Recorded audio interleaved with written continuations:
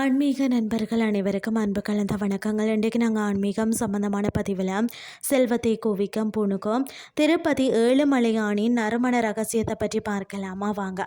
நம்மளில் பலருக்கு புணுகு என்ற பெயரை கேட்ட உடனே நினைவுக்கு வருவது திருப்பதி ஏழுமலையான் தான். ஆனால் அதற்கு பின்னால் இருக்கக்கூடிய ஆன்மீக மற்றும் பிரபஞ்ச ஈர்ப்பு விதிகள், அதை பற்றி தான் நாம் இன்றைக்கு பார்க்க போகிறோம். அதாவது பார்த்தீங்கன்னு சொன்னால் புணுகு என்று சொன்னால் என்ன? புணுகு என்பது பார்த்திங்கன்னா புணுகு பூனை எனப்படும் ஒரு விசேஷமான பூனை இனத்திடமிருந்து தான் பெறப்படும் ஒரு அரிய இயற்கையான நறுமண பொருளாகும். இதற்கென்றே ஒரு தனித்துவமான மனதை அமைதிப்படுத்தும் தெய்வீக வாசனைகளும் உண்டு.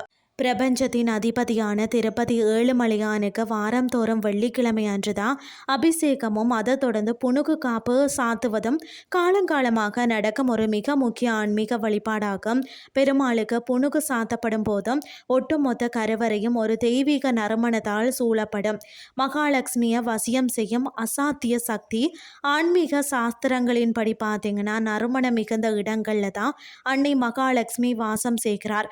அதுலேயும் குறிப்பாக புணுகின் வாசனைக்கு மகாலட்சுமியை வசியம் செய்யும் ஈர்க்கக்கூடிய அசாத்திய சக்தி இருப்பதாகவும் நம்பப்படுகிறது. எங்கெல்லாம் புணுகின் நறுமணம் நிறைந்திருக்கிறதோ அங்கெல்லாம் சுபீட்சமும் பணவரவும் தானாக தேடி வரும். தரித்திரம் வந்து ஓடிவிடுமா. பணப்புழக்கத்தை அதிகரிக்க புணுகை எப்படி பயன்படுத்துறதுன்னு சொல்லி பார்த்தீங்கன்னா, நீங்கள் வியாபாரத்தில் லாபம் பெறணும்னாலும் வீட்டில் செல்வ வளம் பெருகணும்னு சொன்னாலும் புணுகை இப்படி பயன்படுத்தி பாருங்க. என்னென்னு சொல்லி பார்த்தீங்கன்னா, கல்லாப்பட்டி உங்கள் கடையில் அல்லது அலுவலகத்தில் கல்லாப்பட்டியில் லேசாக புணுக தடவி வைக்கலாம். இது நேர்மறை ஆற்றலை ஈர்த்து வாடிக்கையாளர்களை கவரும். பணப்புழக்கத்தையும் கணிசமாக அதிகரிக்கும்.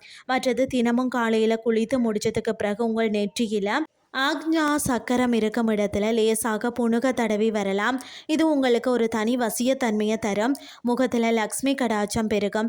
நீங்கள் செல்லும் காரியங்கள் தடையின்றி வெற்றியாகும். வெள்ளிக்கிழமைகளில் பார்த்தீங்கன்னா வீட்டில் விளக்கேற்றி சுவாமி படங்களுக்கு புணுகு போட்டு வைப்பதா வீட்டில் உள்ள எதிர்மறை ஆற்றல்களை நீக்கி லக்ஷ்மி தேவியின் அருளை வந்து பெற்று தரும். அது மட்டுமில்லாமல் புணுகை வாங்கும் போது அது அசல் புணுகா என்பதை உறுதி செய்து வாங்குங்கள். செயற்கை வாசன திரவியங்கள் கலந்த புணுகை விட தான் இயற்கையான புணுகிற்கு தான் இந்த வசிய சக்தி அதிகம்.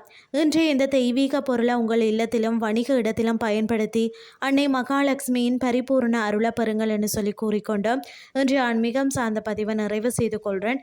இதே மாதிரி மற்றொரு ஆன்மீகம் சார்ந்த பதிவோடு உங்களை சந்திக்கிறேன். நன்றி.